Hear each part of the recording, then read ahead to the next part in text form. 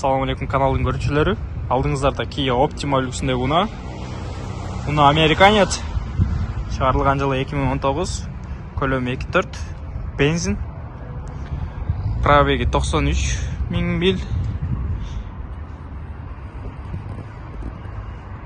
Белый жемчуг. Ушул унаа сатыкта, достор. Кимге кызык болсо салонун көргөзөйүн. İçi kara түстө, автомат коробка, монитору да бар.